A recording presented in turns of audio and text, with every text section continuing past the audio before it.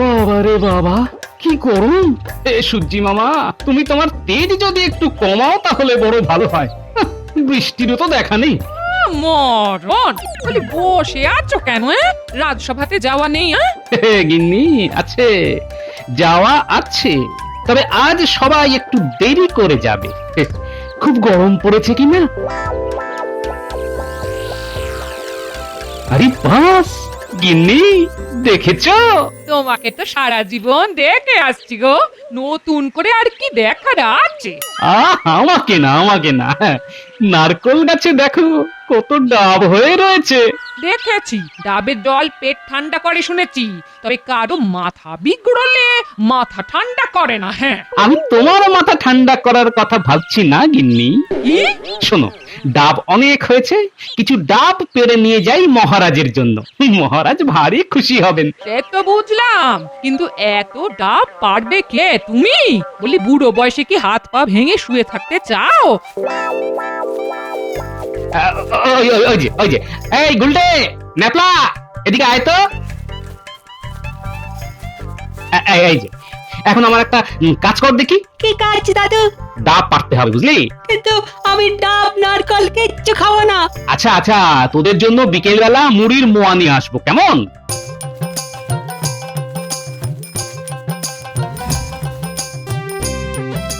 এটা নিয়ে এলাম গো। এরে বাবা, এই দাদি কি করতে এসেছো? এনে এনে ধর। ও, আমি ভাবলাম বুঝি। বলো যা, যত সব আজগুবি চিন্তা মাথায়, সাধে কি বলি মাথা বিগড়েছে? বাবা বাবা, দেখেছো গিন্নি কিরকম হনুমানের মতন উঠে গেল?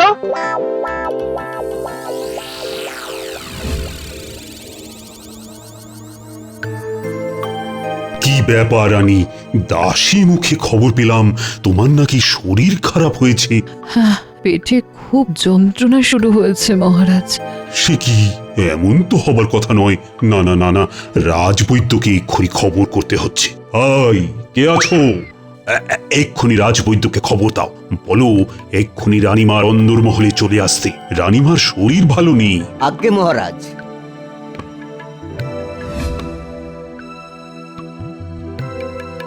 প্রণাম মহারাজ। প্রণাম রানীমা। রানীমাকে দেখুন তো। কি হয়েছে রানীমা? আপনাকে বেশ দুর্বলও দেখছি। পেটে খুব যন্ত্রণা শুরু হয়েছে। নারীর গতিও খুব কম, দুর্বলতা আছে। জিভটা একটু দেখি রানীমা। কি বুঝলে কবিরাজ? শরীরের দুর্বলতা আছে, তার জন্য আমি ওই পাঁচন বানিয়ে পাঠিয়ে দিচ্ছি।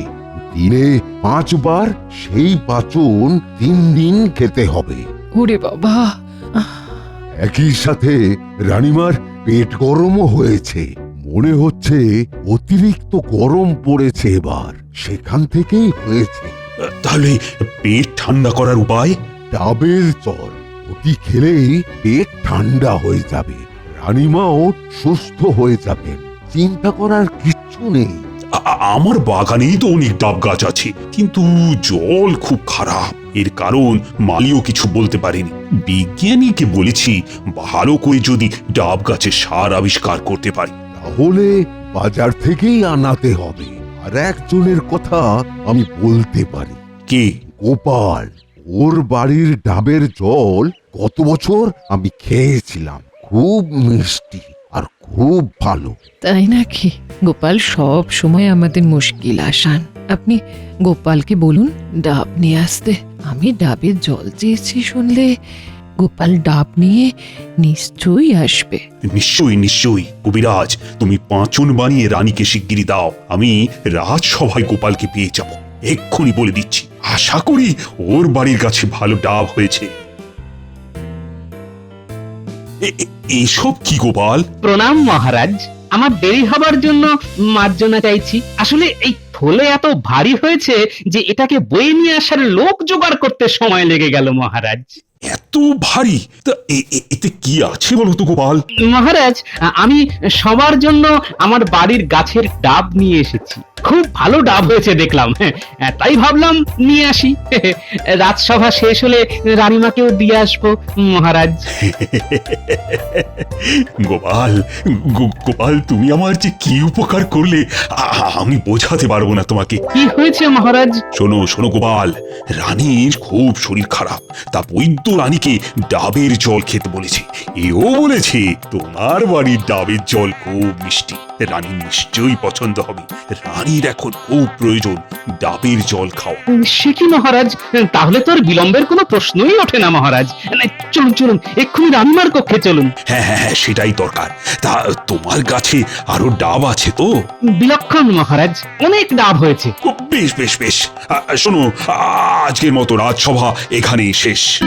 আবার গোপাল মুশকিল আসান, না, শুধু ডাবের জল খাইয়ে মহারাজ আর রানীমার আরো প্রিয় হয়ে ওঠা আমি কিছুতেই হতে দেব না গোপাল।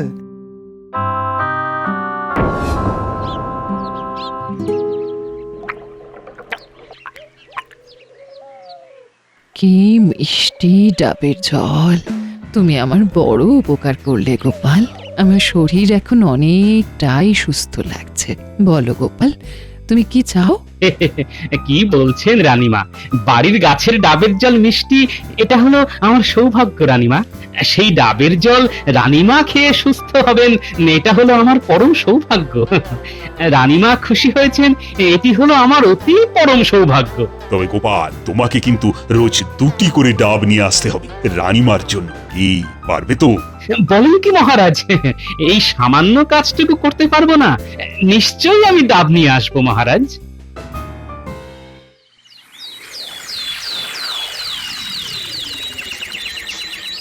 গোপাল, তোমার কাছে আমি বিশেষভাবে কৃতজ্ঞ।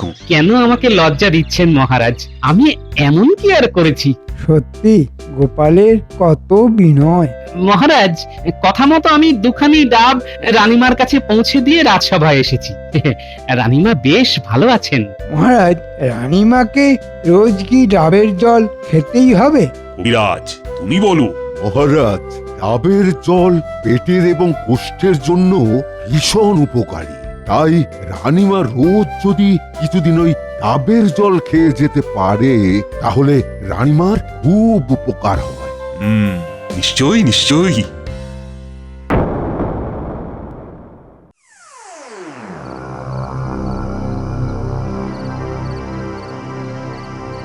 আপনি বলুন মন্ত্রীমশাই, কি করতে হবে?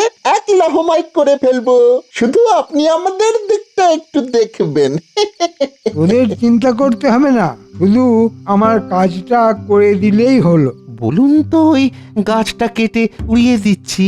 চুপ কর গাধা। গাছ কেটে ফেললে সবাই সন্দেহ করবে, এমনকি জেনেও যেতে পারে যে কারা গাছ কেটেছে, কেন কেটেছে। তাহলে এটা খুব মজার কাজ, কিন্তু সোজা কাজ নয় মোটেই। মজার কাজ? দেখুন মন্ত্রী মশাই, কাজ হয়ে গেলে তারপর আপনি ওই আমাদেরকে নিয়ে মজা করবেন না তো? কি যে বলছিস না বলতে বল, এই কাজ করে তোরা মজা পাবি। শোন, ওই আম গাছটা দেখেছিস? হ্যাঁ, ওই গাছে উঠে ঘাপটি মেরে বসে থাকবি, আর দেখিস কেউ যেন দেখতে না পায়। তারপর কি করতে হবে? কোনো লোকজন এদিকে এই ডাব গাছের সামনে এলেই আম গাছ থেকে ওই ডাব গাছে গুলতে ছুঁড়ে ডাব ফেলতে হবে, তাহলে লোকজন ভূতের ভয় পেয়ে যাবে। এই কাজ এ তো আমরা কত করেছি। আমার হাতের নিশানায় একটা ডাবও বাদ যায় না। বাহ বাহ! হ্যাঁ, এটা খুব মজার কাজ। সবাই ভাববে যে ডাব গাছে ভূত আছে। তাহলে কাল সকাল থেকে এই কাজে লেগে পড়। শুধু একটা কথা লক্ষ্য রাখবি, গোপাল বা ওর কোনো নাতি পুতিদের সঙ্গে এটা করবি না, তাহলে কিন্তু ওরা বুঝে যাবে। বুঝতে পারলে? হ্যাঁ, খুব বুঝেছি। তোদের সাথে পরে দেখা হবে, এখন কাজে লেগে পড়।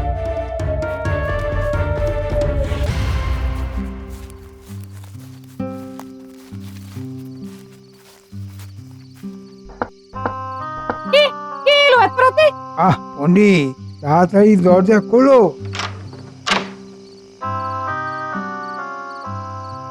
কি ব্যাপার মন্ত্রীমশাই, এত রাতে? শোনো পণ্ডিত, গোপালের ডাবের জল নিয়ে এত আদিক্ষেতা আমার বরদাস্ত হচ্ছে না। হ্যাঁ, তো আমি কি করতে পারি? অনেক কিছু, ভালো করে বোঝো। মহারাজের বাগানে ডাবের জল একেবারেই পানসে। এখন কোনোভাবে গোপালের বাড়ি থেকে ওই ডাব নিয়ে আসা যদি আটকানো যায়। তাহলে মহারাজ মন্ত্রীমশাইকে বরাদ দেবে বাজার থেকে রানীর জন্য ডাব নিয়ে আসতে?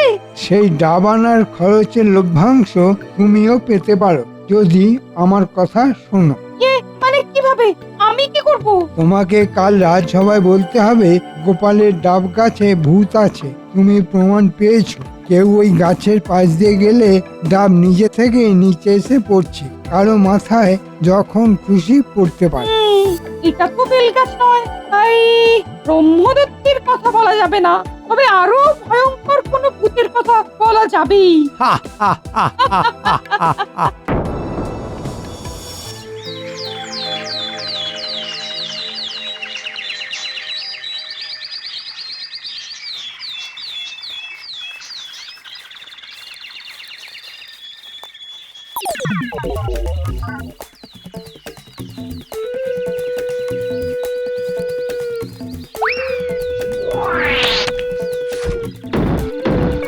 রে বাবা, খুব জোর বেঁচে গেছি, আর একটু হলেই তো মাথায় পড়তো।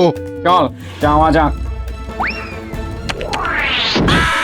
ওরে বাবারে, গেছি রে, ওরে বাবারে, ওরে বাবারে, ওরে বাবারে। এ আবার কিরকম ভৌতিক কাণ্ড রে, এভাবে ডাব পড়তে তো কোনোদিন দেখিনি। চল চল চল, শিগগির শিগগির এখান থেকে চল। কি ব্যাপার, তোমরা এই সকাল সকাল দৌড়ে দৌড়ে কোথায় যাচ্ছ? পণ্ডিত মশাই, আপনাকে আপনাকে পেয়ে ভালো হয়েছে। আচ্ছা আচ্ছা, ওই গোপালের বাড়ির সামনে যে ডাব গাছ দেখা যাচ্ছে, হ্যাঁ দেখতে পাচ্ছি। ওই গাছে নিকাত ভূত আছে। সে কি, নারকল গাছে ভূত? বেল গাছেই তো থাকে শুনেছি। এ কি, তোমার মাথা দেখছি আলুর মতন ফুলে গেছে। ডাব ডাব আমার মাথায় পড়েছে। আচ্ছা, তোমরা চলো আমার সাথে, দেখা যাক। ঘটা তৈরি? হ্যাঁ, দেখিস এমন ভাবে কুলতি ছুটতে হবে যাতে ওই পণ্ডিতের পায়ের কাছে ডাব পড়ে। ওরে বাবা রে, ওরে বাবা রে, এই এই ডাব গাছে সত্যি ভূত আছে। পালা এখান থেকে, পালা। আমি যা বলার তার সবাই বলবো, তোমরা চিন্তা করো না, ওই গাছে সত্যিই ভূত আছে। কিন্তু এ কি করে সম্ভব মহারাজ? আমি আমার নাতিদের দিয়ে রোজ ডাব পাড়াচ্ছি, কই কোথাও তো কোনো সমস্যা নেই। গোপাল, এ কথা কেউ বলছে না যে তুমি ভূত পোষো, কিন্তু ওই গাছে ভূত আছে এটা প্রমাণিত। কি বলো পণ্ডিত? প্রথমেই বলি মহারাজ, আমি 100% নিশ্চিত ওই গাছে ভূত আছে, আমি নিজে দেখেছি। পণ্ডিত, তুমি নিজে দিনের বেলা ভূত দেখলে? গোপাল, ব্যাঘাত ঘটিও না। ভূত নয়, ভূত নয়, ভূতের খেলা দেখেছি। শুধু আমি একা নই, আরো দুজন আমার সাথে ছিল। তাদের মধ্যে একজন ভূতের ছোড়ার ডাবে জখম হয়েছে পর্যন্ত। ভূত আমাকেও আক্রমণ করেছিল। আচ্ছা পণ্ডিত, তুমি অত সকালে আমার বাড়ির সামনে নারকল গাছ দেখতে এসেছিলে বুঝি? না মানে কোনোদিন তো ওই সময় তোমাকে ওখানে দেখা যায় না, তাই বলছি আর কি। কি বলবো বলো তো গোপাল, আমি যে তোমার বাড়িতেই যাচ্ছিলাম, ভাবলাম যাই একটু গোপালের বাড়িতে গেলে গোপাল নিশ্চয়ই আমাকে একটু ডাবের জল খাওয়ার অনুরোধ করবে, কিন্তু তোমার গাছের ভূত যে হিল পাটকেলের মতন ডাব ছুঁড়ে মারবে তা কি করে বুঝবো বলো? বেশ, তা কারা ছিল তোমার সাথে? কি জানো গোপাল, আমার পেটটা পুঁতে নিয়ে আমি তো আর ভূতের ওঝা নই, তবে তুমি চাইলে তারা নিশ্চয়ই রাজসভায় এসে রাজাকে বলবে। মহারাজ, আমার মনে হচ্ছে সত্যি ওই গাছে ভূত আছে, আর সবার মঙ্গলের জন্য ওই গাছ কেটে ফেলাই উচিত। কিন্তু ডাবের জল বড় মিষ্টি, রানীর খুব উপকার হয়েছে। আপনি কিচ্ছু চিন্তা করবেন না মহারাজ, আমি খুব ভালো বাজারের সেরা মিষ্টি ডাব রানীমার জন্য নিয়ে আসবো। প্রথম কথা মহারাজ, আমি বিশ্বাস করি না ওই গাছে ভূত আছে। গোপাল, কথাটা বিশ্বাস বা অবিশ্বাস নয়, কিন্তু মহারাজ, তাহলে আজকেই কাঠুরে নিয়ে যাচ্ছি গাছ কাটার জন্য। না না না না, আজকেই দরকার নেই। আমি কালকে পর্যন্ত দেখতে চাই। আমিও জানতে চাই মহারাজ, সত্যি ওখানে ভূত আছে কিনা।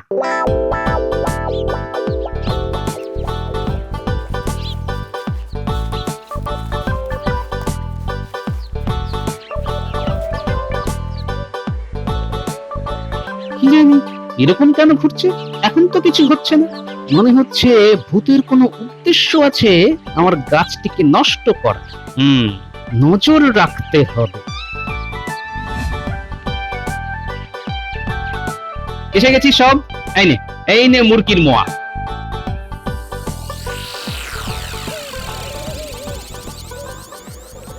একটা বড় বিপদ হয়েছে বুঝলি, আমাদের নারকোল গাছে নাকি ভূত আছে। হ্যাঁ, মা আর বাবা ওই গাছের পাশ দিয়ে আর যাচ্ছিল, হঠাৎ নাকি দুটো ডাব এসে সামনে পড়ে। আবার ফেরার সময়ও একই কাণ্ড হয়েছে। মা বাবা খুব ভয় পেয়ে গেছে। না না, কিন্তু আমি ভাবছি এতে ভয় পাবার কিছু নেই, মানে ভূতের ভয়। কিন্তু কেউ ভূত হয়ে চুপি চুপি লোকজনকে ভয় দেখাচ্ছে কিনা সেটাও দেখতে হবে বুঝলি। তাহলে আমরা একটু লক্ষ্য রাখি দূর থেকে কেউ এরকম কিছু করছে কিনা। হ্যাঁ, সবাই একটু লক্ষ্য রাখিস তো।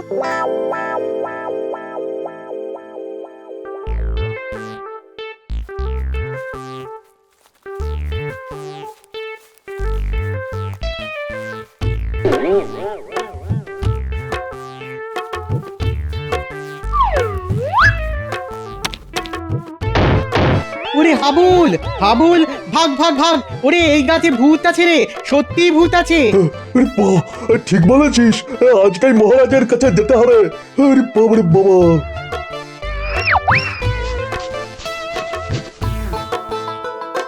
তোরা ঠিক দেখেছিস?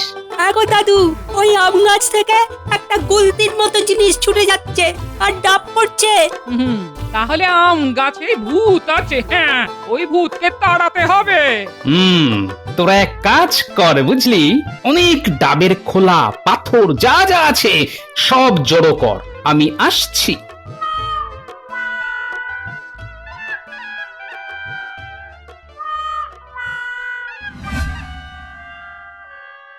যা শুনছি আর যা বুঝছি, আজকেই আমাদের কাজ শেষ।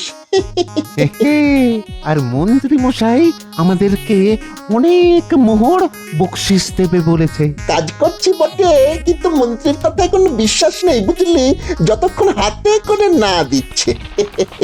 এই রে, এ কি? এই ডাব পাথর আমাদের দিকে উড়ে আসছে। ঘটা পরিবারে গেছি রে। বাঁচাও, বাপ রে বাপ! বাঁচাও, বাঁচাও, বাপ রে, বাঁচাও!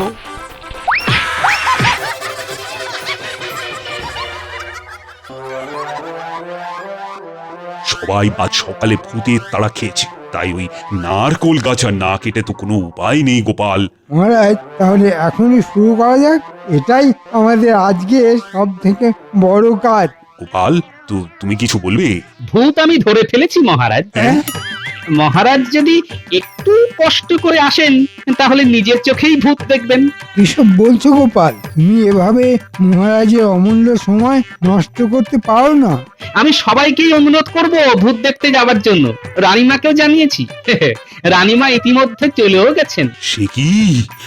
তাহলে তো যেতেই হয়। সর্বনাশ!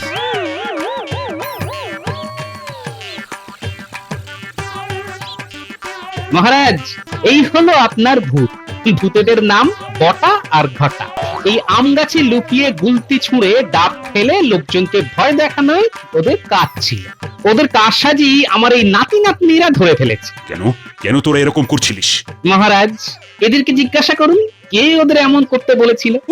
আমাদের মাফ করে দিন মহারাজ, আর কখনো এরকম করব না। এই মন্ত্রী মশাই, আমাদের লোভ দেখিয়ে এরকম করতে বলেছিল, যাতে এই গোপাল দাদার এই কাজ কাটা পড়ে। মন্ত্রী তুমি এরকম বলেছো কেন? না মহারাজ, আমি এরকম বলতে যাব কেন? এই পণ্ডিত বলছিল ওই গাছে ভূত আছে। মন্ত্রীমশাই, আপনি আমাকে কেন জানাচ্ছেন এর মধ্যে? হ্যাঁ মহারাজ, আমি ভুল করেছি। এই মন্ত্রী আমাকে বলেছিল।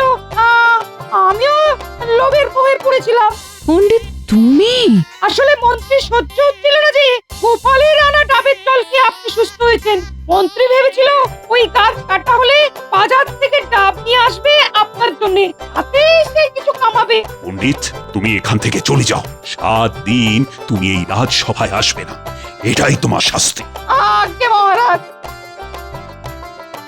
সমস্ত মিথ্যে কথা, সব গোপালের ষড়যন্ত্র। তাই নাকি মন্ত্রী? তা তুমি কবে থেকে মহান হলে?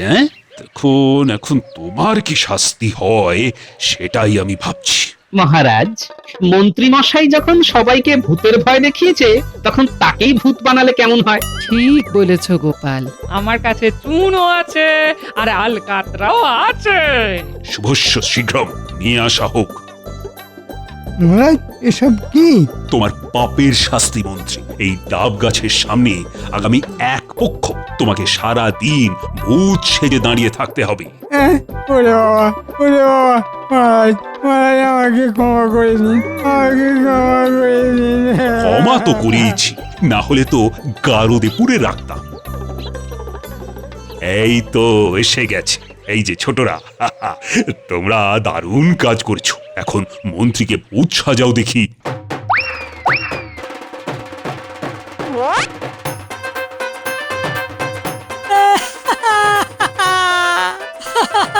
লাগা লাগা লাগা, পুরো ভূত লাগছে। বেশ লাগছে। মহারাজ, মহারাজ আমাকে ক্ষমা করে দিন, ক্ষমা করে দিন। ওই যে ভূতের কান্নার শব্দ আসছে।